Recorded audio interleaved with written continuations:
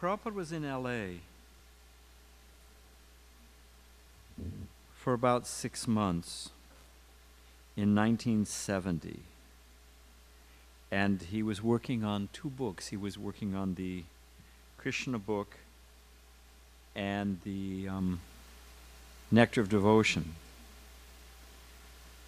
And I had the great good fortune to be first coming as a guest, and then I moved into the Laguna Beach Temple, and we used to come up Prabhupada would speak Monday night, so we would come up Monday night. So these are just a couple events from that. When I was coming as a guest, and someone's going to have to remind me about the time, because I'm sure you will. You're hovering like the Grim Reaper right over there. I was a guest, and I didn't know much about Krishna consciousness. I was reading Bhagavad Gita, but I had my own Shanti ideas. And the temple room used to be over here, where the museum is now. And the ladies were sitting on one side, men on the other, and Prabhupada's Vyasa-san here. And he spoke and asked for questions at the end of his talk. And some, we would say homeless now, but some disheveled, as Prabhupada would say, not quite in order. This guy stood up, and he was a big guy, and matted hair and angry, and he became lumbering right up the aisle towards Prabhupada. He's, and it happened so fast that everyone was like, nobody moved. And he got about as close to the Vyasa-san as this, front row here. And Prabhupada went, "Stop!" And the guy just stopped. And then Prabhupada pointed to Brahmananda and said, "Do you see this man?" And it was just like the movies. Whoosh! Everybody looked at Brahmananda. Whoosh! They looked back at the guy. And Prabhupada said, "Do you see this man?" And Prabhupada said, "If I tell him to, he will kill you." And the guy sat right down, and Prabhupada went on talking like nothing had happened. And I thought, this personality is transcendental. This is, Prabhupada was so detached and dealt with it so efficiently and succinctly, and then was totally unfazed, like nothing had happened. So that was one of my first experiences with Srila Prabhupada. This used to be a sanctuary, and by that there were seats, and then there was an organ, a big, where the Shingasans are now, was a big organ pipes, and right in this corner was a pulpit, like the old pulpit. And Prabhupada had him put a seat, and Prabhupada would sit cross-legged in the pulpit, and he would click on the light. You remember, he would click on the light, and he would give Bhagavatam sitting, right. So one day, Prabhupada came down, and I don't know the setup. I was just, sitting over here, and Vishnu Jan said, "Prabhupada, it's an organ. It's like a harmonium. It's a big organ." And Prabhupada sat down at the organ and Prabhupada said, "This is the morning tune." And with one hand on the organ, he began playing Samsara Dava Nalalila, like that. And Vishnu Jan Maharaj, because he was a brahmachari at the time, but very intelligent how to get nectar, said, "Prabhupada, there's foot pedals." And Vishnu Jan Maharaj got down on all fours and was moving Prabhupada's feet from pedal to pedal. So you had Prabhupada sitting at this organ playing the morning program, and Vishnu Jan Maharaj, and it was, if there could have been wings on this building, like the cartoon movies, they would have been floating up. Prabhupada led this kirtan, So that was another experience. He used to, Krishna book just came. Prabhupada, this is, one time I was deployed into the labor team, or the service team. They were going to repaint Prabhupada's room. And they thought Prabhupada was sitting in the garden. So Karandar was in charge, and I was there with a couple other brahmacharis, and we all came in overalls with paint and stumbled into Prabhupada's room. And Prabhupada was sitting behind his desk. And everyone offered their obeisances. And Prabhupada had a gardenia garland wrapped around his head about 5 times. So after offering obeisances, Karandar asked Prabhupada, why do you have the garland around your head? Prabhupada said, very good for headaches. Prabhupada used to come and sit out in the garden out here. And where the gift shop is now used to be the Brahmacharya ashram. And you could lean out the windows and hear Prabhupada, what he was talking to, about. And Prabhupada was meeting with the chairman of the UCLA, religions department, or some local city councilman, or big donor. I mean, Prabhupada was meeting, materially, Kali Yuga, so-called cultured, qualified people. And you had about 30 brahmacharis hanging out the windows. It looked like a barrel of monkeys. We're all, maybe you remember, Shruti. You could lean out, and the other brahmachari would hold the back of your dhoti, so you could lean out, and then we'd take turns. So you can imagine it was like a circus, right? And then Keshava said to us, it's embarrassing. Prabhupada's meeting these distinguished people, and we've got you guys hanging out there like a bunch of monkeys, and you shouldn't do it anymore. And, we were heartbroken because, we were hearing Prabhupada speaking so profoundly and sweetly. But we thought, he's right, we just, here's our spiritual master. He's doing important preaching, and we shouldn't be self-centered. So that day, we weren't there. Prabhupada came, sat down, a bunch of scholars sitting in front of him. Prabhupada looked up, said, where are the brahmacharis? He said, go and get them.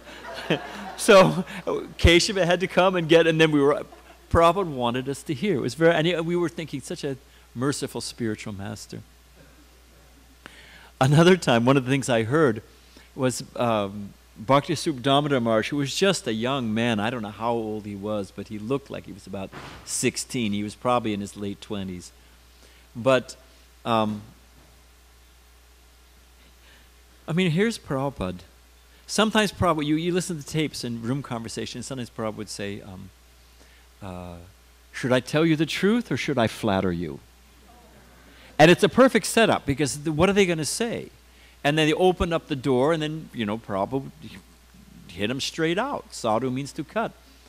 So there was a bunch of professors. Then there was the head of the religions department from USC and so many things.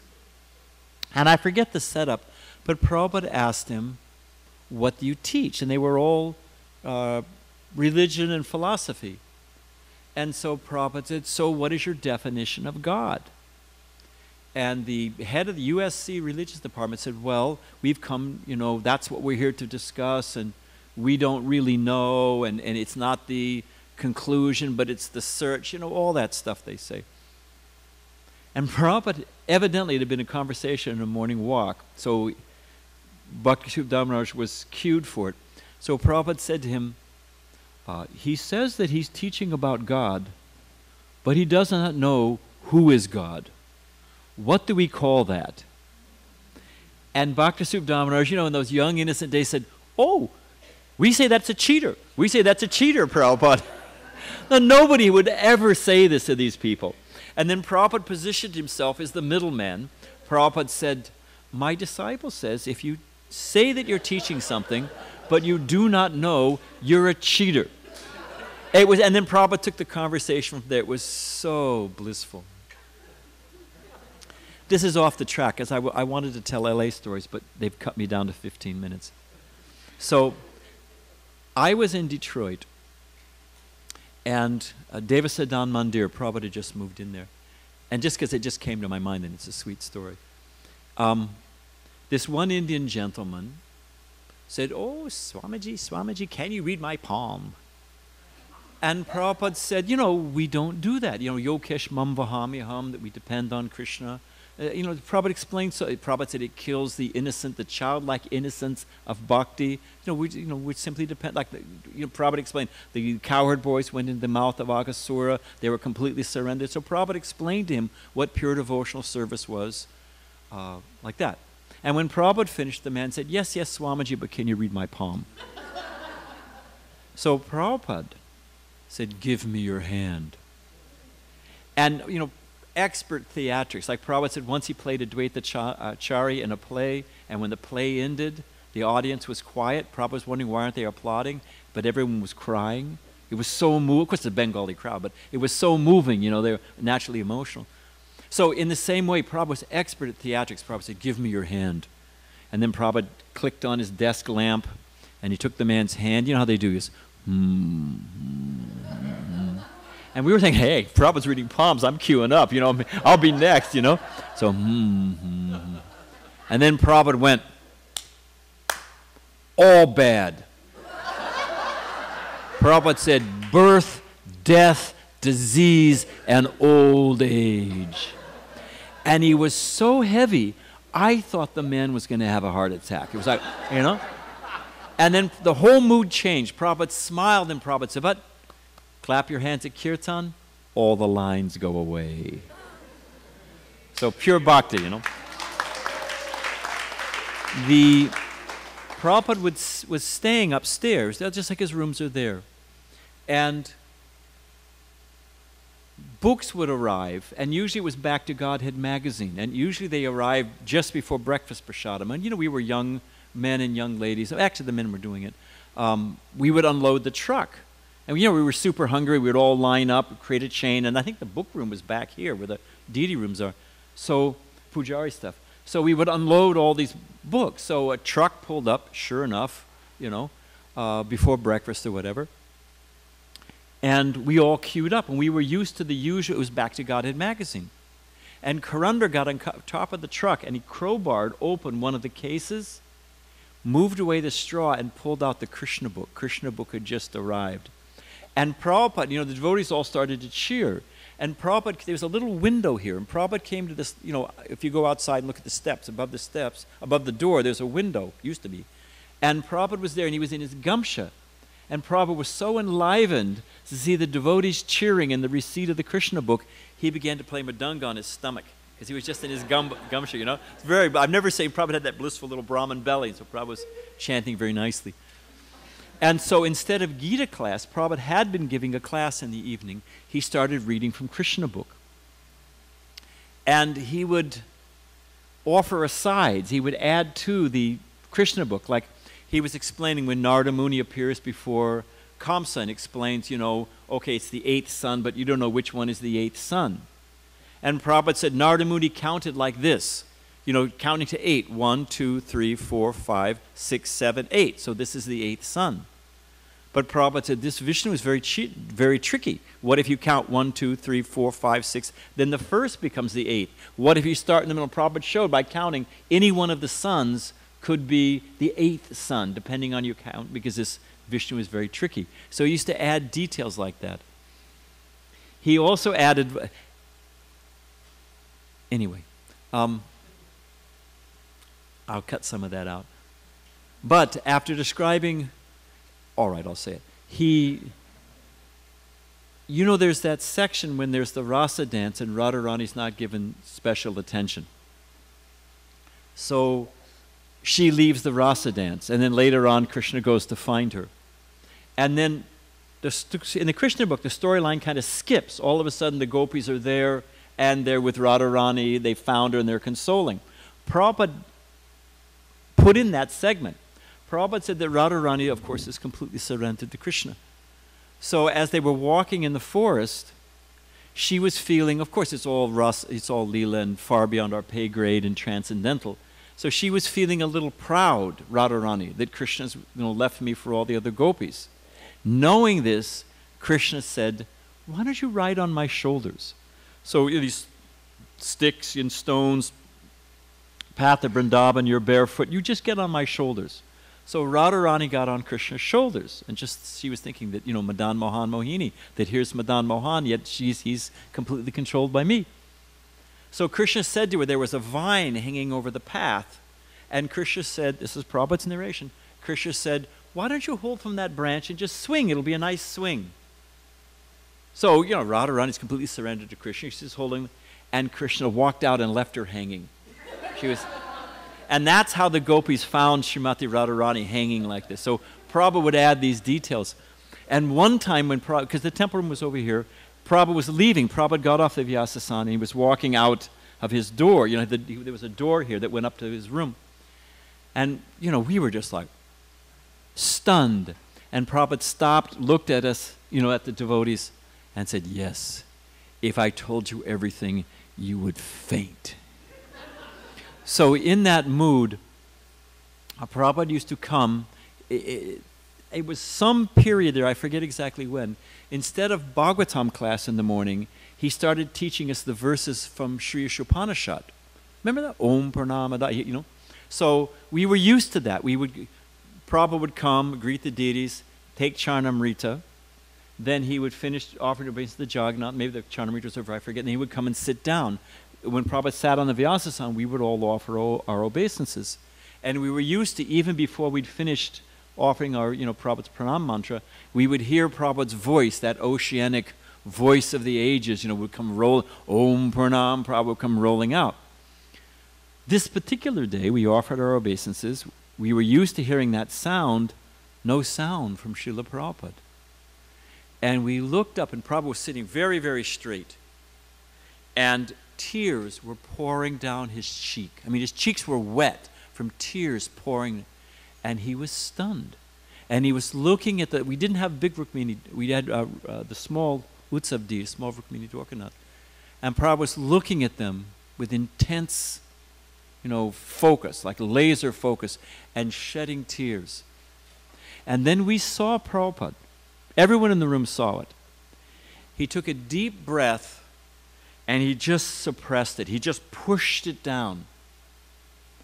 And, you know, when Daruka is fanning Krishna, Krishna's servant, and he feels ecstasy and he curses those symptoms of ecstasy because they get in the way of his service to Krishna. And in the same way, we could tell that this ecstasy, you know, people talk about, oh, you know, Radha and Krishna and, you know, Radha Kund and they're crying and this. Okay, fine, whatever.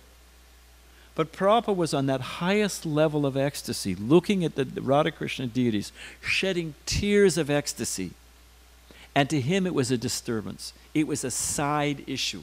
He just pushed it aside because his duty was to train his disciples on behalf of his spiritual master how to spread Krishna consciousness.